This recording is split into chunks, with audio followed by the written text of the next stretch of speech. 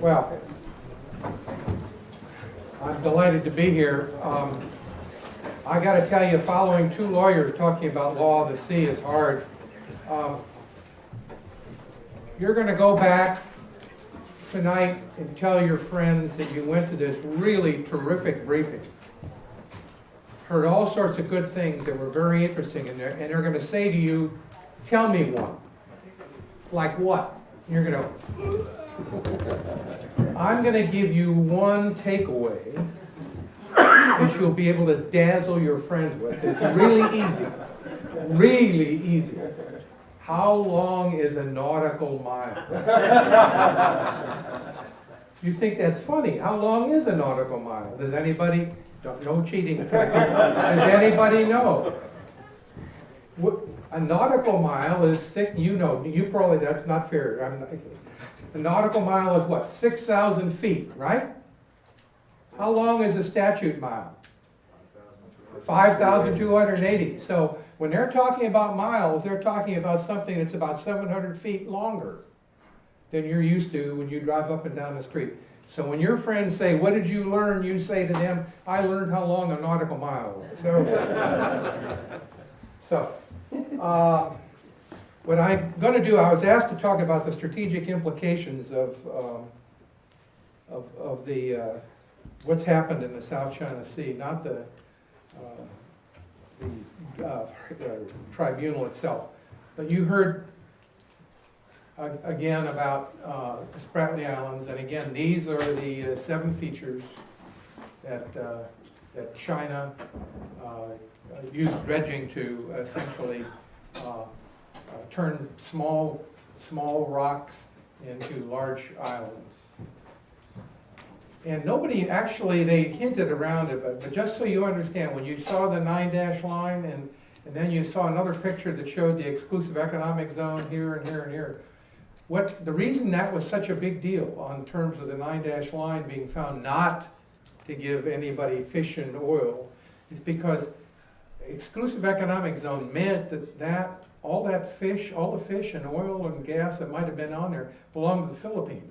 But if China had had its way, they would have taken most of it for themselves.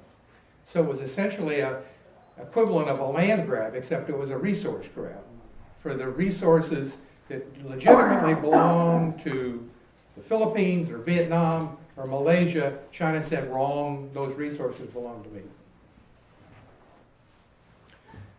Okay, this is Fiery Cross Reef 6 years ago, and like all of the countries that have occupied features in the Spratly Islands, China built a very small, relatively small enhancement. So you can see all of the soldiers right here, and this is where they had to live. These poor souls. I mean, I said they were marooned on this rock for 6-month tours or something like that. Anyway, that we're out here on this very small feature. What I just showed you is right here. And this has all been built. So it's big. So when you think about what those 6 features or 7 features are now in the South China Sea, these are not small little dribs and drabs of sand or rocks with people standing on them like this and what have you. This is a 10,000-foot runway, tactical. Any jet aircraft that China or any other country owns can fly off of that. This is a 25,000-ton amphibious ship. You can't even make it out, to give you an idea how big this harbor is. I like this one. You've already seen a couple pictures of Subi Reef. Remember, the original reef was down here, and this is all built. This is another 10,000 foot. This is a picture of Pearl Harbor at the same scale, roughly the same scale. So you have an idea how much the size of that harbor versus Pearl Harbor. Here's the channel. That's Ford Island. Here's the battleship Missouri tied up here. Here's the Arizona Memorial where the battleship was sunk. Here's where all the ships and submarines tie up and what have you. Just to give you an idea of perspective of how big these features are. So, what are the implications? Again, there's a lot of lines on this, so I'm going to just point out to you. Here are the three that have the airfields. Subi Reef, Mischief Reef, and Fiery Cross Reef. The one I showed you that was so big was Fiery Cross Reef. This red line indicates if you have a surface-to-air missile, that's the area it can cover to provide air defense. And the purple line is if you have an anti-ship cruise missile that will go out to about that range. Now you have to find the ship to be able to shoot at it, but nonetheless, that's the area. So if you combine, China has occupied the Paracel Islands since, all of them since 1974 when they ran the South Vietnamese off. They invaded the western half of the Paracel. So, and they have built Woody Island up into a major base and other facilities here. So the surface-to-air missile, and then of course here are the air defenses of China itself. And again, so you see, right there you have good defensive capability, not offensive, defensive capability.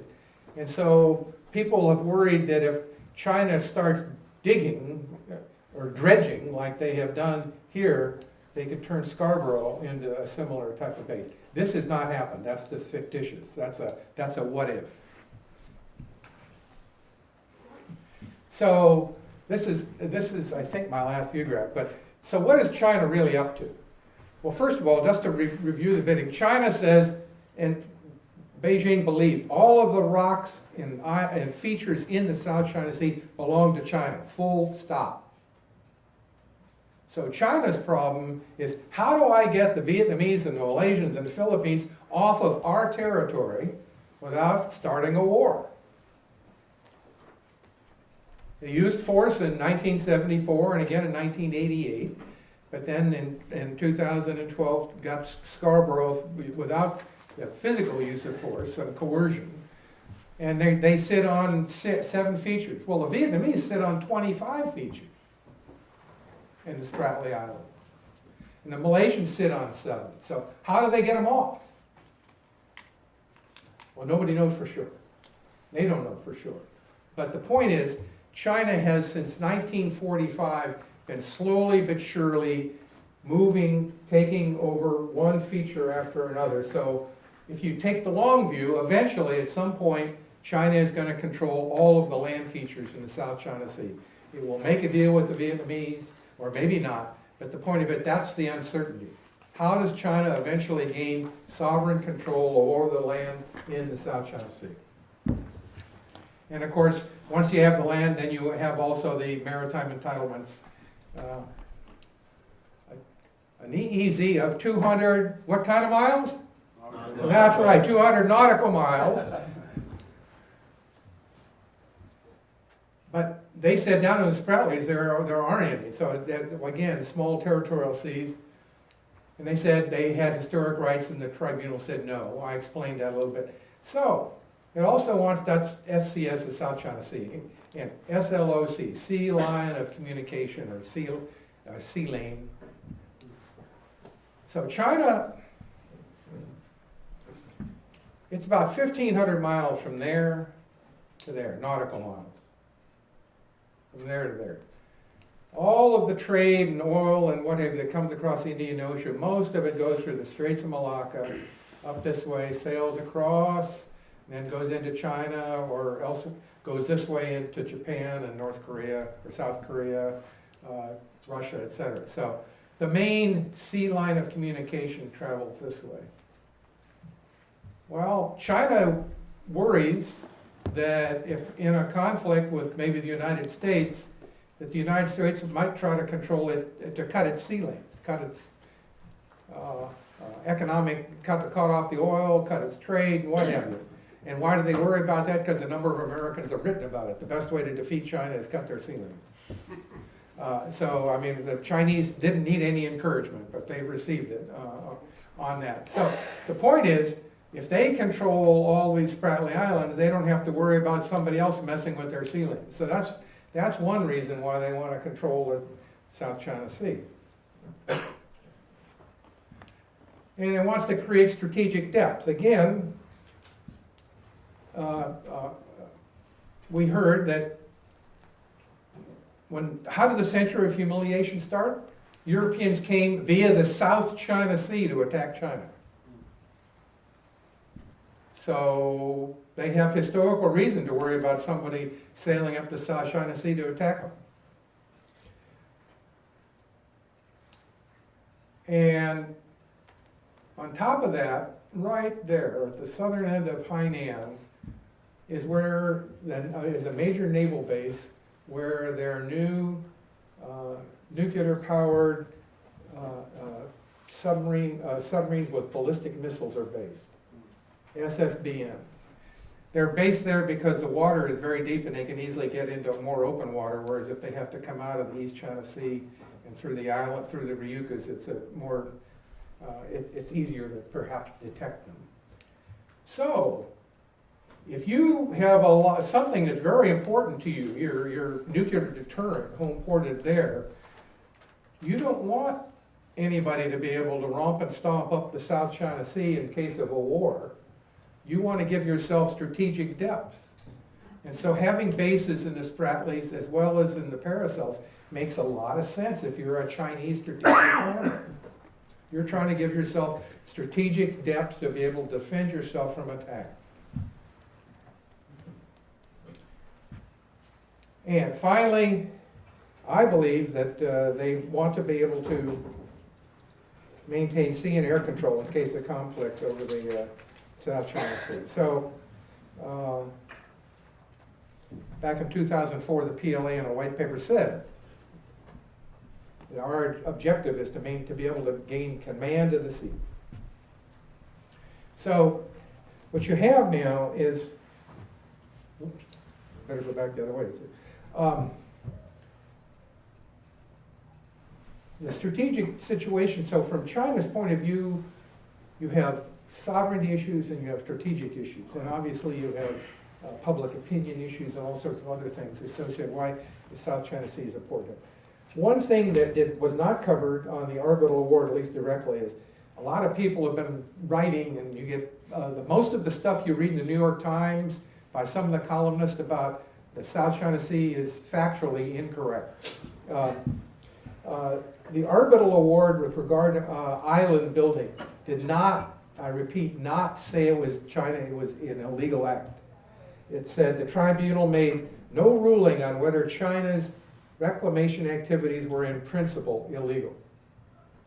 Secondly, it made no ruling limiting the types of installations and structures that China could place on the islands, or stated that it would be illegal for China to militarize the islands. So, if China wants to put fighters and missiles and what have you, as far as the tribunal is concerned, that's not against the law of the sea. So it's and building those islands. Now, they destroyed lots of coral, horrible economic damage and what have you, but in principle it was not illegal to take a small feature and turn it into a big island. So, so what are the strategic implications for the United States? It changes the balance of power in the southern half of the South China Sea. Now, for the first time, China will have the ability to bring land-based air power.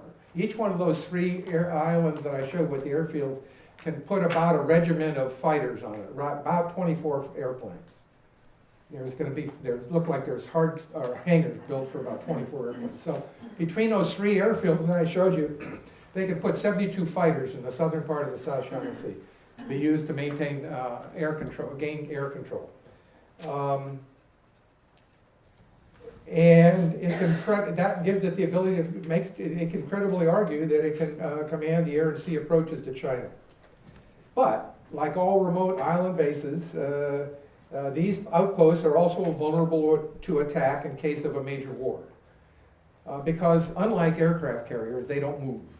And in the days of modern weapons where you have global positioning, and all you have to do is put the latitude and longitude in, you can get the weapon to hit that spot on the earth. Those bases are vulnerable, but as we've seen, they're big and they're made out of coral, and there's going to be concrete, and so they're not a trivial little speed bump. A lot of people would lead you to believe that those can be brushed away. Not true. not true. Those are tough targets. So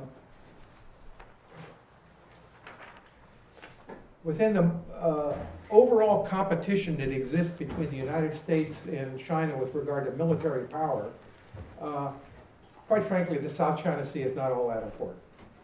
It's because if the U.S. has to ride to the rescue of Japan because they're being attacked, or Taiwan because they're being attacked, the way the U.S. would come would be via the Central Pacific, the Philippines.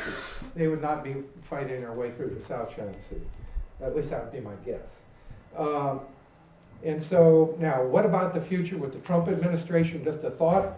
I would expect that the Trump administration will roughly continue, at least for the time being, the Obama's policies, which if you think of it in a very short snapshot, is a ritualized pattern of patrol and protest.